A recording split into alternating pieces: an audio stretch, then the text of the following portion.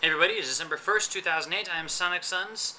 I want to thank 1650 million, Oro1234, and 22 May 95 for all wishing me well on a still stress sort of video I just did. It was actually, I later got up and went through the rest of my day, and as I said, things are a lot better than they used to be.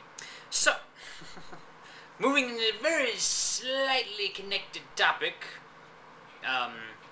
creativity. I'm not going to get into the connection. Anyway, let's talk about how to be creative, shall we?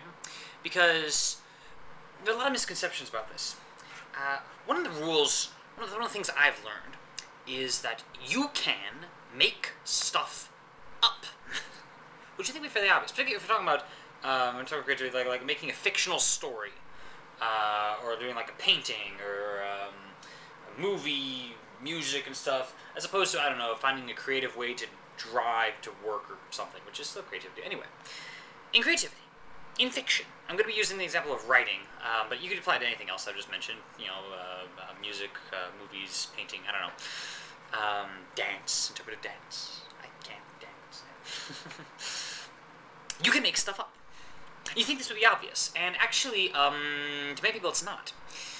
You see, we, in the book example, think about writing a book. All too often, we think about writing a book as the same process as reading a book, basically, right? When you read a book, it's already done. The author knows everything that's going on, right? You go turn the page, and some character steps into the scene, and they say things, whatever, consistent with their character. Things are foreshadowed, that later events will happen, or certain traits or facts of the fiction world, whatever, will be explored at such and such and such. It's already created. Everything's already coherent.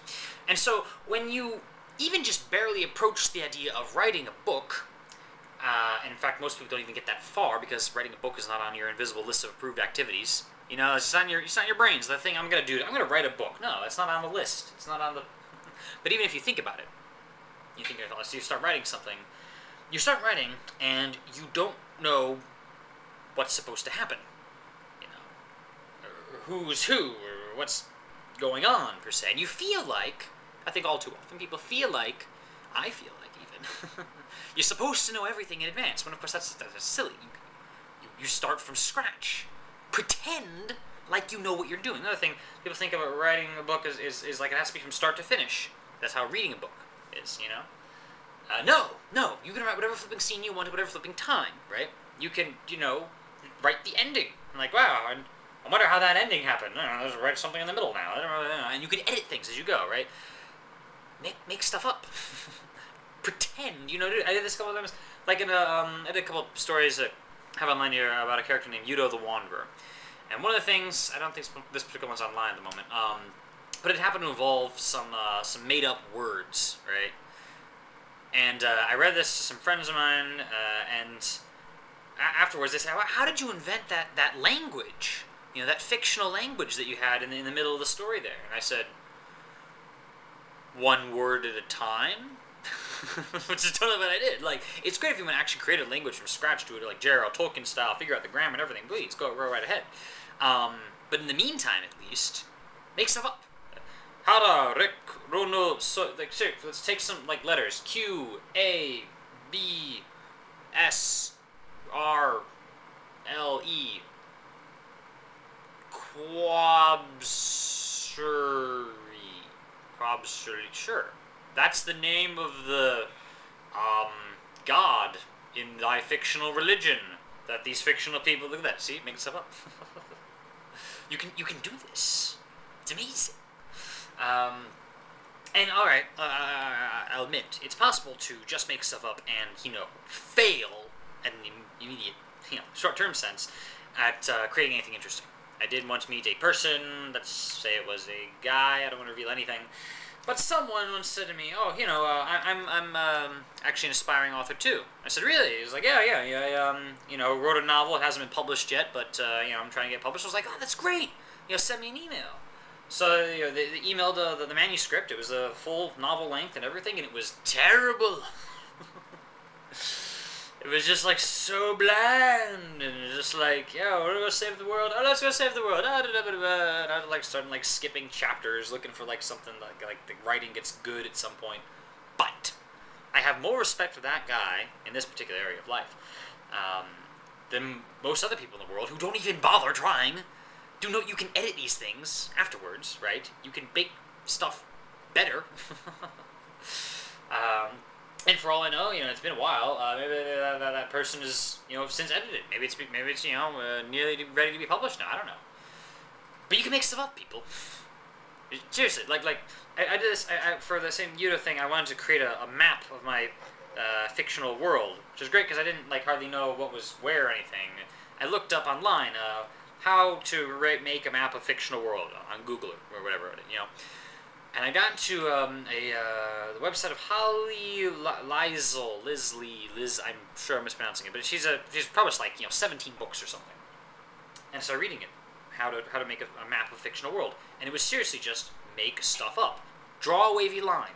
That wavy line is a river. Name the river. Now draw some little carrot. You know what I mean? The little angle-y thingies. Okay, that's a mountain range. Name the mountain range. Now draw a line through that. That's a mountain pass. Name the pass in the mountain range. Draw a dot. That's a city. Give it a name. Pretend like you know what you're doing, and people will assume you actually do. If you combine it with the whole editing yourself as you go, things eventually get better. Use your mistakes as a source of inspiration.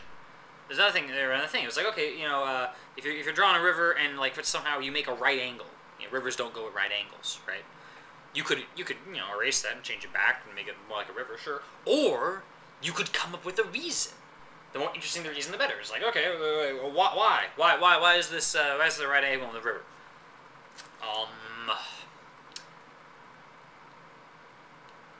Religion.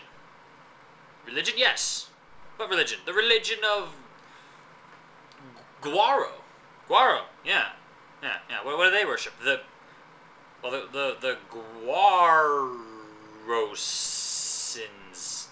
Guarosins. Yeah, that's it, the Guarosins. You worship the Guarosins? Yeah, in Guaro? Yeah. What are the Guarosins? They're like these god-type thingies? What does that have to do with the river? Oh, well, astrology. Yeah, totally. There's astrology in the religion of Guaro, and they, the thing says that the river had to go in a certain way, and it wasn't going that way. So what do? Just they told the river to change? No, I mean there's the people, the Guaranites. Yeah, they practice Guaro, and they made an aqueduct. Well, how'd they do that? With lots of people. But an organization, yes. What sort of a kingdom? Kingdom, yes. The kingdom of Droseria. Droseria, yeah. And who's in charge of that? The king. And his name is Phil. King Phil, yeah. So King Phil, he made the aqueduct thingy of crazy astrology. Yes. Was that popular? Was it? No. It wasn't. No. King Phil was an idiot. I mean, who needs to make a river go at a right angle? That was pretty dumb. Yeah, it sounds like it was dumb. Yeah, it was. So then what? Well, then, there was, a rebellion.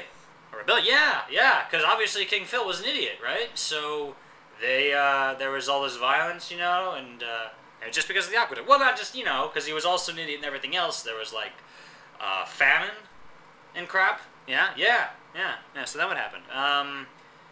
Phil died. Yeah. Well, who killed him? His wife. That's pretty dark. Yes, it is. But he was crazy. King Phil, he was crazy. She had to kill him. It was very tragic.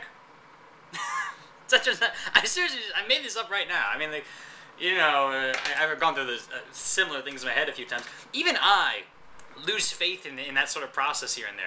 I get this idea that oh no, I need to know in advance. I need to have this perfect thought. No, seriously, ask yourself questions. Turn your head every couple of seconds.